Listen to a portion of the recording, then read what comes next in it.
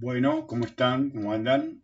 Vamos a comenzar este tercer video dedicado al caso de Don Julio, este proyecto de inversión que él tiene vinculado a la decisión de realizar un feedlot, determinación de sus animales de invernada en el campo y así liberar hectáreas para asignar a agricultura, a cultivos, y de esa manera aumentar la renta general de la empresa. Es decir, que se modifica la ganadería y esta modificación de ganadería al liberar hectáreas amplía el área de agricultura. Ese era un poco el planteo general del proyecto de inversión que estamos evaluando.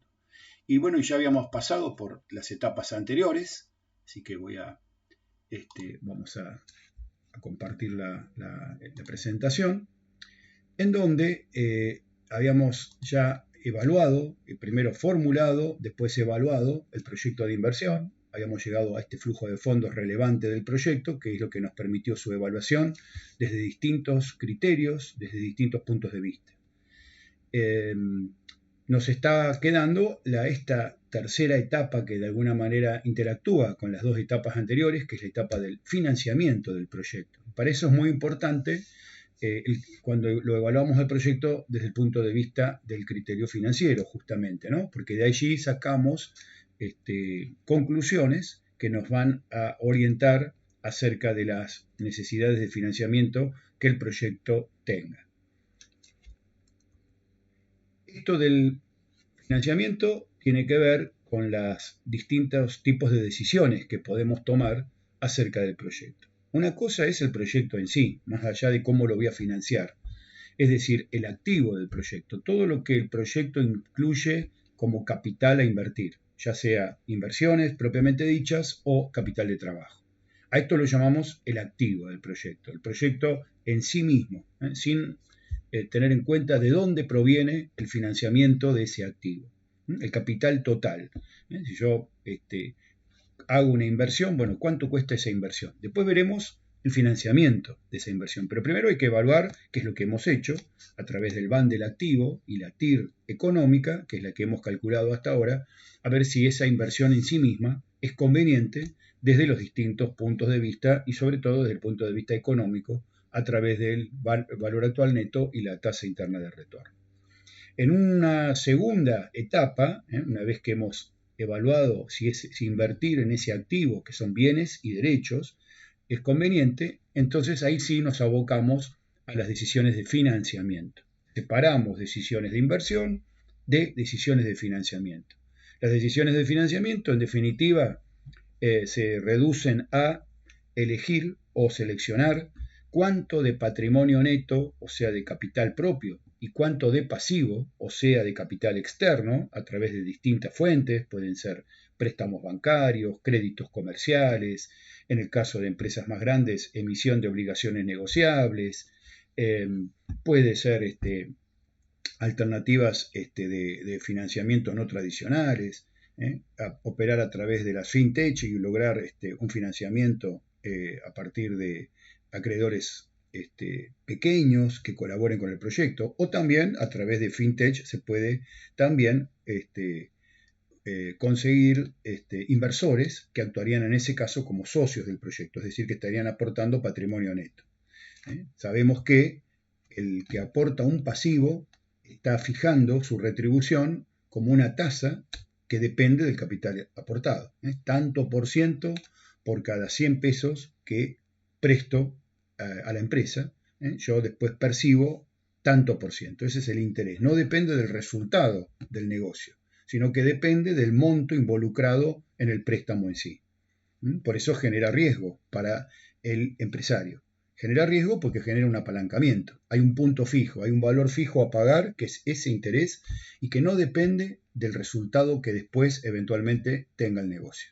En cambio, el que aporta patrimonio neto, el socio, el inversor, el accionista, todos ellos son aportantes de patrimonio neto, lo hace porque quiere participar en determinada proporción, de acuerdo al capital que aporte sobre el total del patrimonio neto, cada uno, participan del resultado que ese negocio tenga. Es decir, que si ese resultado es bueno, es positivo, bueno, habrá un dividendo que se podrá repartir entre los socios. Pero si ese resultado fuera negativo, no hubiera resultado, los socios asumirán esa pérdida y no tendrán dividendo posible. Es decir, que corren riesgo y por lo tanto para la empresa esto implica menor riesgo, porque el riesgo lo corre el inversor, lo corre el socio. Pero si le va bien a la empresa y al proyecto, el socio tiene más dividendo y si le va mal tiene menos dividendo. Entonces la empresa de alguna manera se encontraría en una situación de mayor estabilidad respecto a un financiamiento en relación a pasivos.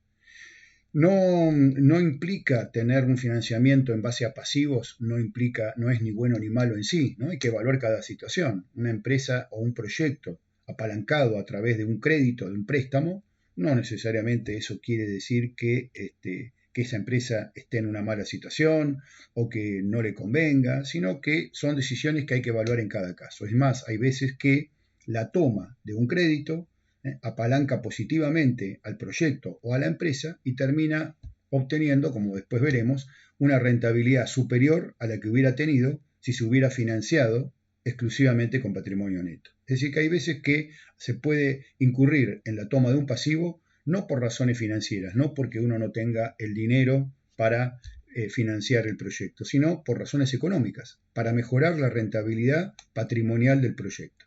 Es decir, aún teniendo el dinero disponible, hay veces que se puede llegar a decidir tomar un crédito y el dinero disponible invertirlo en otro negocio que también tendría una alta rentabilidad. O sea que hay muchas variables en juego y no se puede generalizar. Entonces, el crédito es un insumo más, el préstamo es un insumo más que hay que saber dosificar y hay que evaluarlo, porque implica riesgo, de acuerdo, pero también puede ser un riesgo en el sentido positivo de apalancar un muy buen negocio. Bien, de esto se trata entonces las decisiones de financiamiento. De alguna manera nosotros hemos trabajado hasta acá en las decisiones de inversión. Hemos analizado el proyecto en sí, con su activo, con su capital a invertir, el feedlot, las hectáreas que hacemos de soja, las hectáreas que hacemos de trigo, etc., los costos asociados a todo esto, pero sin incurrir todavía en alternativas de financiamiento, sin analizar si lo vamos a financiar con patrimonio o con pasivo, o una mezcla entre ambos. Y hemos visto que en general el proyecto tenía una rentabilidad aceptable, un BAM positivo, es decir, que la rentabilidad del proyecto estaba superando al costo de oportunidad, pero también hemos visto cuando, acá tenemos justamente los saldos a los cuales habíamos llegado, los saldos del proyecto de inversión antes del impuesto a las ganancias y después del impuesto a las ganancias. Veíamos cómo afectaba el tema impositivo sobre la rentabilidad del proyecto, de manera que la TIR, que sin impuesto estaba en casi el 31%, se nos caía a casi el 23%. Y esto hacía que el BAN, si es que manteníamos esta tasa de descuento, este costo de oportunidad del 24%, se nos hacía levemente negativo. Pero habíamos dicho también que en principio este costo de oportunidad del 24% se aplicaba al proyecto antes de impuesto. No sabíamos bien cuál era el mínimo exigido, la tasa mínima de descuento exigida por el productor después de impuesto. Pero podemos pensar que sería menor. Es decir, podemos pensar que hasta acá el proyecto sería conveniente desde el punto de vista económico, con una muy buena TIR, con un BAN positivo y eso que le estamos exigiendo un 24%, o sea, una tasa de interés alta. Teníamos un costo de oportunidad elevado en este caso. Bueno, entonces, en función también de las etapas que habíamos atravesado de formulación, flujo de fondos, evaluación, habíamos pasado por los distintos criterios de evaluación. Ya habíamos visto el criterio económico, vimos el financiero, analizamos el riesgo a través del análisis de sensibilidad y de escenarios, y habíamos hablado sobre algunos puntos específicos de aspectos estratégicos del negocio o del proyecto.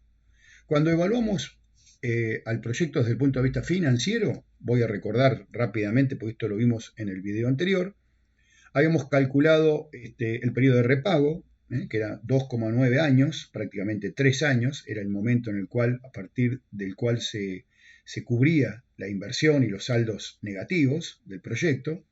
Es decir, que nos llevaba 3 años recuperar todos los saldos negativos, todos los montos negativos invertidos, y eso era antes de impuesto a las ganancias. Y después de impuesto a las ganancias, el periodo de repago se ampliaba a 3 años y 3,6 años. Es decir, que un año más, casi un año más, nos llevaba recuperar el proyecto teniendo que pagar ese impuesto. Digo esto, lo manejo de las dos maneras porque el tema impositivo en realidad lo estamos acá aplicando para el proyecto individual, pero en realidad debe evaluarse en función del contexto de la empresa en su totalidad. Es decir, la incidencia del proyecto a nivel impositivo va a ser variable de acuerdo a las condiciones particulares de la empresa, con las otras actividades que esté desarrollando. Lo más importante también habíamos llegado a que cuando insertábamos el flujo de fondos del proyecto dentro del presupuesto financiero anual de la empresa, veíamos que el saldo acumulado, esta línea que tenemos ahí abajo, antes sin el proyecto no tenía problemas, siempre la empresa tenía una adecuada, una suficiente liquidez. Sin embargo, cuando le poníamos el proyecto, donde teníamos las inversiones que teníamos que hacer, básicamente en los corrales, en la compra de un mixer, etc. Y después teníamos también los ingresos, ¿no es cierto? Pero por mayor agricultura, por concentración de la producción de carne. Pero veíamos que en algunos meses, como acá en octubre y noviembre, empezábamos a tener saldos acumulados negativos. Es decir, que había ahí un problema financiero para la empresa, derivado de qué? De implementar el proyecto si es que lo lleváramos adelante. Es decir, que aparecía una complicación desde el punto de vista de la liquidez de la empresa. No lo podíamos solventar a las necesidades financieras del proyecto con las otras actividades de la empresa en su conjunto o con la disponibilidad al inicio que el empresario tenía también cuando arrancaba el ejercicio productivo. Y esto era un poco la conclusión que habíamos sacado ya en su momento, cuando decíamos, bueno, parte de esta necesidad financiera la podríamos financiar atrasando los gastos de implantación y de mantenimiento de los cultivos de trigo y soja. Se iba a asumir allí que se podía postergar algún pago de retiro de insumos, de fertilizantes, semilla, herbicida, etc. Bueno, que algunos de esos costos se podían postergar a tasa cero, íbamos a suponer eso, en función de alguna facilidad que el comercio, la agronomía nos podía facilitar. Pero otra parte sí íbamos a sacar un crédito. Otra posibilidad, entonces decíamos, tomar un crédito y el resto financiarlo a través de una postergación de los pagos de trigo y soja, para más adelante, por lo menos para el mes de diciembre, ¿no? Que era cuando empezamos a tener los saldos otra vez positivos. Bien, entonces vamos a suponer y a presupuestar esta toma de un crédito, de un préstamo, para financiar a la empresa en la medida que esta empresa decidiera implementar el proyecto. A ver qué pasaría. Entonces, habiendo obtenido estas conclusiones después de aplicar el criterio financiero, la necesidad de financiarnos externamente, ahora sí vamos a encarar esta tercera etapa del financiamiento del proyecto. Para lo cual vamos a evaluar esta alternativa. Tomaríamos un préstamo bancario bajo sistema francés. Esto significa que todas las cuotas son iguales. De todas maneras, recuerden, es un sistema de pago sobre saldo, es decir, que en la medida que se va amortizando capital, en la medida que se va pagando el crédito en sí mismo, las cuotas de interés se calculan sobre el saldo remanente, no sobre lo que ya se ha pagado, no sobre lo que ya se ha devuelto, sino siempre se va pagando interés sobre el saldo remanente del crédito a medida que se van pagando cuotas de capital. Pero se calcula, hay una manera de calcular una cuota constante. Cuando digo cuota, estoy incluyendo el interés y la cuota de capital, ¿no? La cuota de interés y la cuota de capital componen la cuota total. Bueno, esa cuota total es constante en cada uno de los periodos de pago.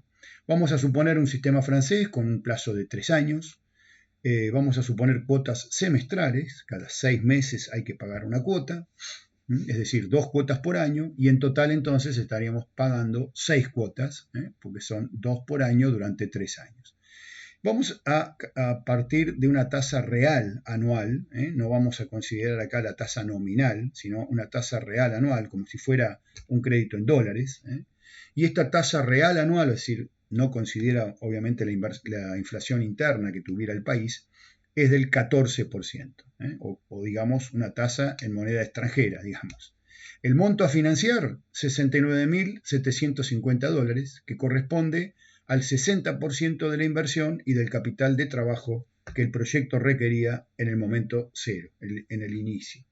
El resto de ese 40% restante asumimos que, y ya lo hemos determinado, que se podía transformar en una postergación de pago de egresos de la agricultura, de la soja y del trigo. Es decir, que estos prácticamente $70.000 serían los que estaríamos solicitando como crédito. Bueno, desde el momento que es un crédito bajo sistema francés, tenemos que calcular la anualidad para llegar a calcular cuál sería la cuota total del crédito. Cuota total, repito, es interés más amortización financiera, o sea, cuota de capital. Entonces, la manera de calcular la cuota total del crédito bajo sistema francés es calcular este coeficiente de anualidad, y este coeficiente de anualidad multiplicarlo por el monto del crédito, y esto nos da el valor de la cuota total a pagar. La planilla Excel tiene además una función, que es la función pago, con distintos parámetros, que también nos permite en forma directa, sin tener que hacer este cálculo del coeficiente de anualidad, nos permite llegar directamente al mismo valor, ¿no? Es decir, la función pago, después se pone la tasa de interés, después se pone la cantidad de periodos de cuotas totales a pagar, en este caso 6, todo separado por puntos y comas, y después se pone el monto del crédito. O sea que son 3 parámetros, ¿no? Tasa de interés periódica, cantidad de cuotas, monto. ¿Qué es la tasa de interés periódica? Que en este caso es 7%, es la tasa de interés relativa al periodo de pago de las cuotas. Como las cuotas, en este caso dijimos que eran semestrales, es decir, que hay 2 periodos por año, hay 2 semestres por año, entonces la tasa estaba expresada, la tasa de interés que estaba expresada en términos anuales, la tenemos que volver a expresar en términos del periodo de pago de las cuotas. Es decir, que si en un año debemos pagar un 14% de interés, en medio año, que sería un semestre, en medio año se ha dividido 2, tendremos que pagar un 7% de interés. Es la misma tasa anual referida al periodo de las cuotas. En este caso, como hay dos semestres por año, simplemente dividimos por 2. Es decir, que en este caso la tasa semestral es del 7%, o 0,07. Con este valor de tasa periódica es que calculamos la anualidad, aplicando esta formulita, el 7% dividido 1 menos 1 dividido 1 más la tasa de vuelta, elevado a la n, elevado a la cantidad de periodos o de cuotas a pagar. Todo esto se obvia si uno directamente con la función pago lo calcula, pero bueno, es para conocer de dónde se obtiene ese valor. Con esto entonces ya podemos formular el flujo de fondos del préstamo.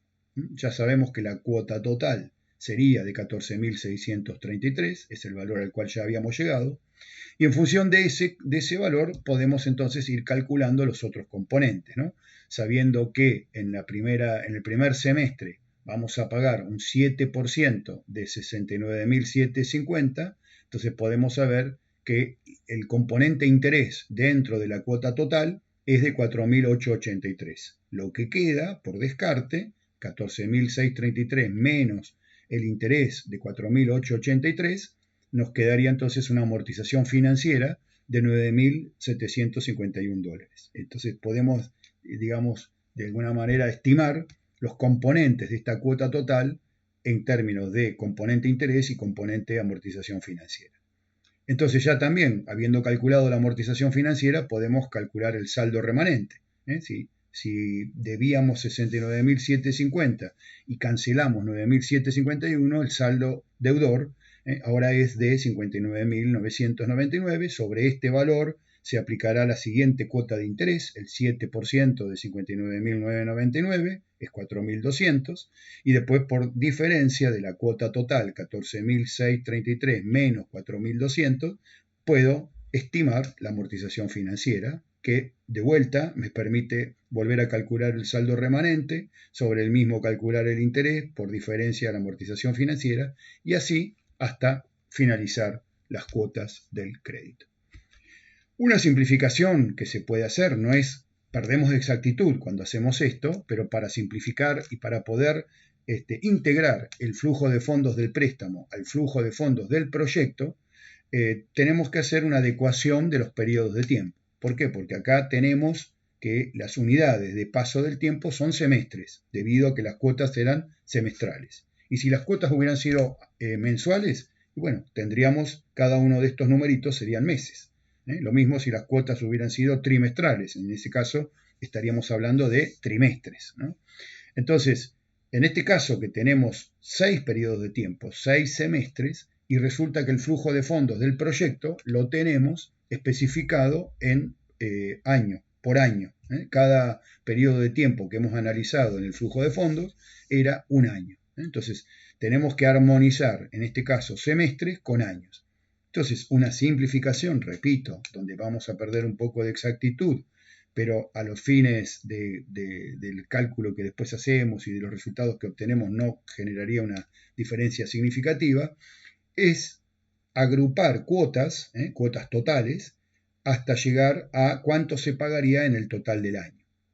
¿Por qué digo que pierdo un poco de exactitud? Y bueno, porque no es lo mismo pagar $29.267 al final del año que pagar $14.633 a los 6 meses y después de vuelta $14.633 al final del año. ¿Por qué? Por el efecto tiempo, por el costo de oportunidad que hemos venido diciendo, ¿no? Que era un poco el fundamento del cálculo del BAN y de la TIR.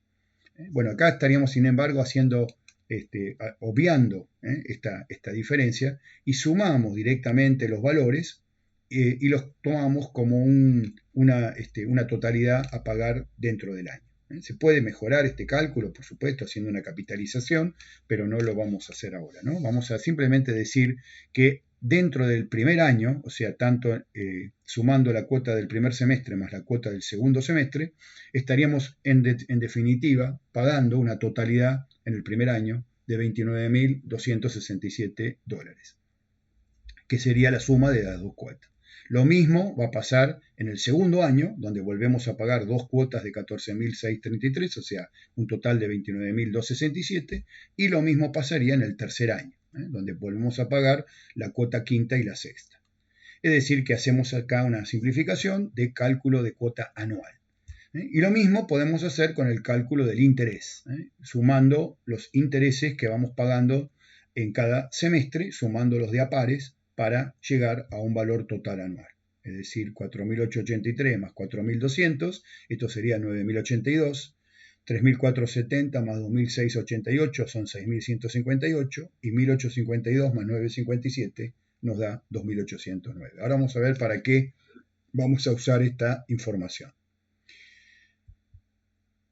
Bueno, repito, hemos simplificado la cuestión en términos de obtener un monto anual, tanto para la cuota total del crédito como para el interés. ¿Qué vamos a hacer ahora? Bueno, teniendo el flujo de fondos del proyecto en sí, que era año por año, a 8 años lo habíamos presupuestado, ¿se acuerdan que teníamos el saldo del proyecto antes de impuesto, el saldo del proyecto después de impuesto a las ganancias? Y teniendo ya también el flujo de fondos del préstamo, con sus equivalentes anuales en términos de cuota total y de interés, lo que podemos hacer es un mix, una mezcla, un cóctel entre ambos componentes. El componente proyecto en sí, con su activo, el total de la inversión requerida, que son estos $116.250, esto sería el activo del proyecto, y el aporte del financiamiento externo que le estaríamos agregando a este activo, para financiar parte de ese activo con capital externo, con pasivo, que son estos 69.750. Mezclamos y agitamos el activo con una financiación pasivo y obtenemos esta combinación, este trago, digamos así, que hay que ver qué resultado nos da, hay que ver si es sabroso o si es demasiado fuerte o si es demasiado suave. Es decir, por ejemplo, al flujo de fondos del proyecto en sí, en este caso sería el proyecto, el saldo antes del impuesto a las ganancias, antes de financiamiento, o sea, el proyecto en sí mismo, Como dijimos, el BAN nos daba 23.680, la TIR nos daba 30,81, teníamos un periodo de repago de prácticamente 3 años antes del impuesto.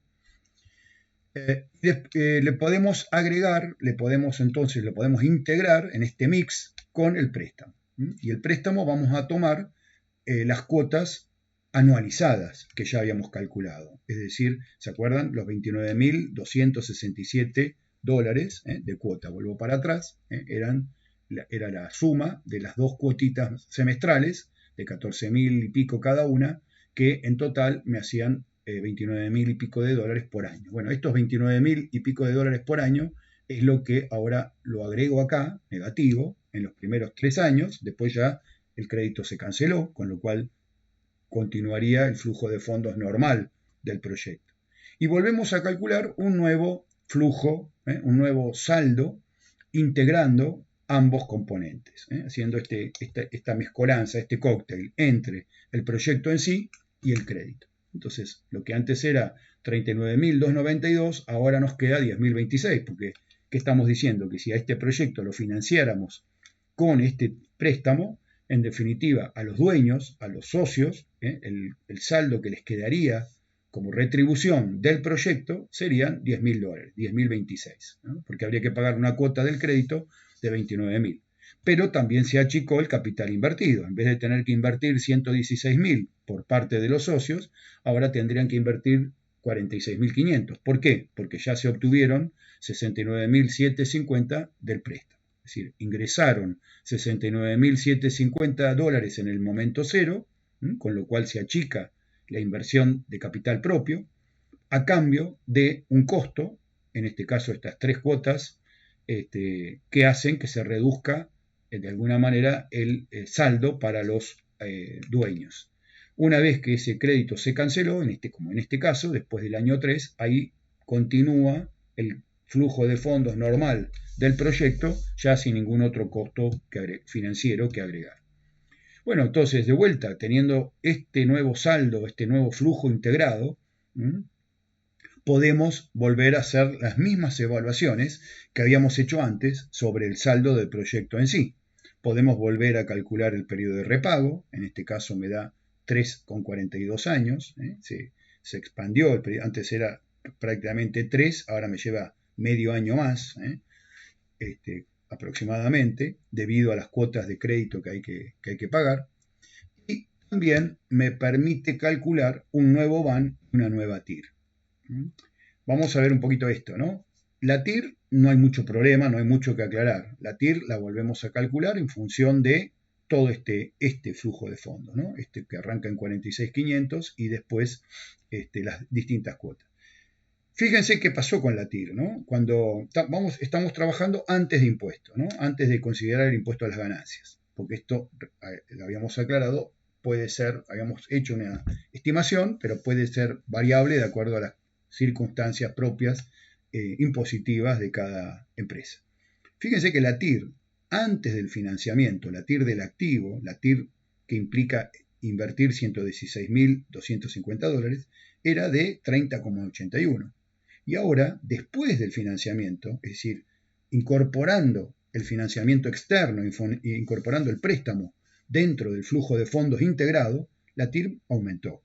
Ahora es del 40,46%. ¿Por qué pasa esto si le hemos agregado costos, ¿no? Si antes teníamos saldos de 39.000 y ahora tenemos saldos de 10.000 en los primeros 3 años, ¿cómo es posible que la rentabilidad del flujo que tiene más costos sea mayor? Y eso se debe a la disminución de capital invertido, porque acuérdense que la TIR no deja de ser una tasa de rentabilidad, es un porcentaje. Rentabilidad es un resultado por cada 100 pesos de capital invertidos. Entonces, es cierto que ganamos menos en moneda absoluta, en dólares totales, es cierto.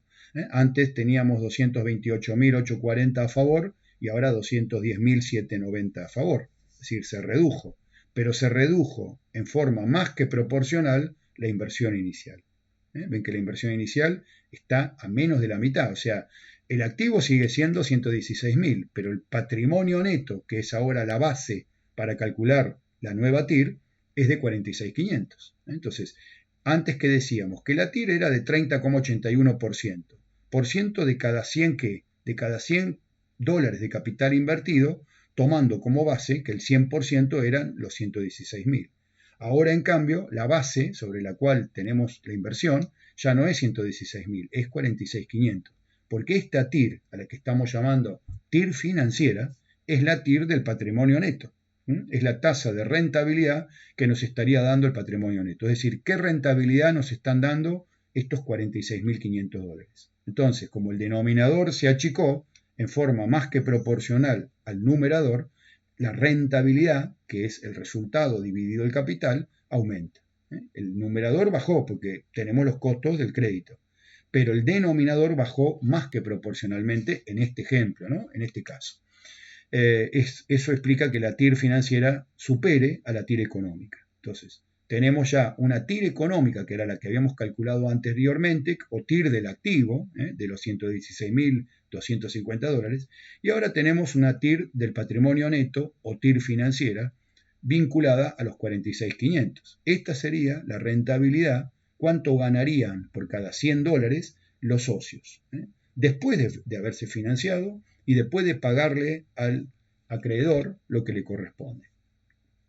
¿Qué pasa con el BAN? Bueno, el BAN, que antes lo habíamos calculado al costo de oportunidad del 24%, recuerdan que decíamos que don Julio era muy exigente porque tenía buenos negocios alternativos para realizar, y con esa tasa de costo de oportunidad habíamos obtenido un BAN económico, o sea, del activo, de 23.680 dólares antes de impuesto a las ganancias. Ahora el BAN también aumentó. El BAN financiero, el BAN del patrimonio neto, también aumentó a 35.444 dólares. También este BAN, este valor actual neto, está calculado al mismo costo de oportunidad del 24%. Vamos a ver ahora por qué también aumentó el BAN. Pero básicamente importante que aumentó la rentabilidad. Bueno, como les decía, ¿no? El activo del proyecto ya lo podemos identificar, eran los 116.250, es lo que habíamos evaluado antes, para ver si era rentable o no el proyecto en sí mismo. Y después ya, bajo una lógica de financiamiento particular, le adjudicamos un pasivo de 69.750, el crédito que íbamos a tomar. Por lo tanto, los 46.500 remanentes constituyen el aporte de capital propio, de capital de los socios, de los accionistas, de los inversionistas, como fuera la sociedad que aplicará este proyecto de inversión. Es decir, los 46.500 dólares restantes.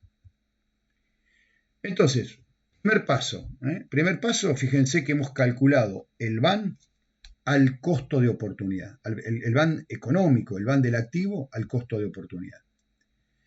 En segundo paso, en una segunda etapa, volvimos a calcular el BAN financiero después de haber integrado el flujo de fondos del proyecto con el flujo de fondos de una alternativa de financiamiento.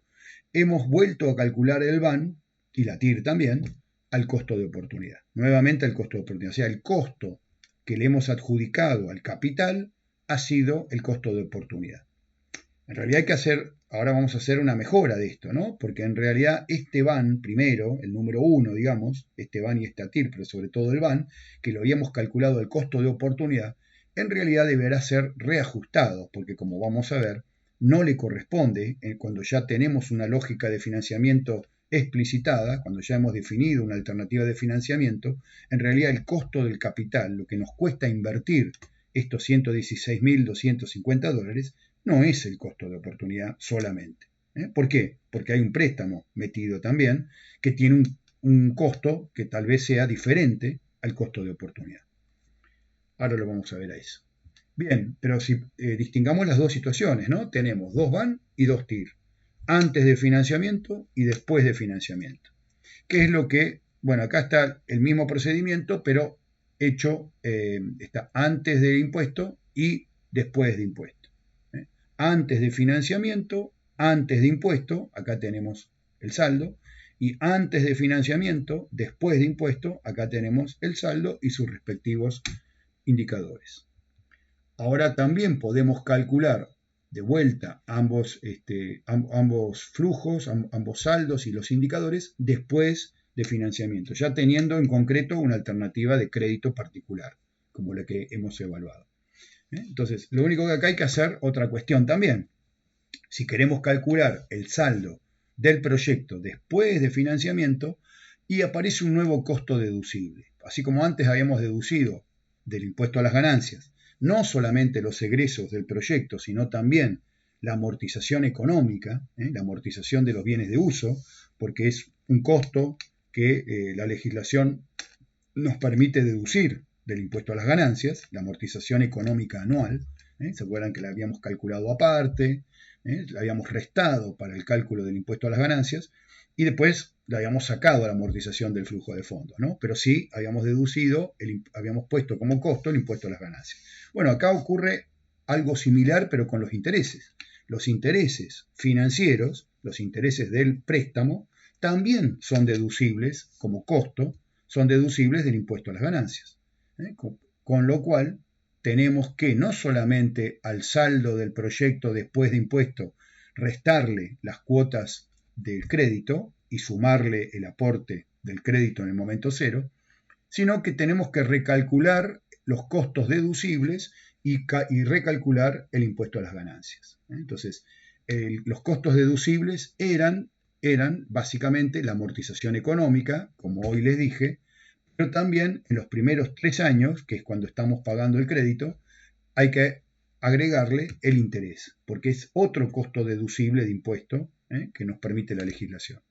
Es decir, que todos los años teníamos una amortización de $14.250, según lo vimos en el video anterior, pero ahora teníamos $9.082 de interés en el año 1, $6.158 de interés en el año 2 y $2.809 de interés en el año 3. ¿Se acuerdan cuando calculamos el total de intereses a pagar en cada año, sumando 2 cuotas semestrales, ¿no? Entonces sumamos las cuotas de interés a pagar y las agregamos a los costos deducibles, lo cual nos permite volver a calcular el impuesto a las ganancias. El impuesto a las ganancias, que antes de financiamiento era 7.513 en función exclusivamente de los números del proyecto, ¿no? Sin considerar aspectos de la empresa fuera del proyecto. Bueno, los costos el impuesto a las ganancias, que era de $7.513, ahora fíjense cómo varía porque tenemos distintos tipos de financiamiento, distintos valores de financiamiento. Bien,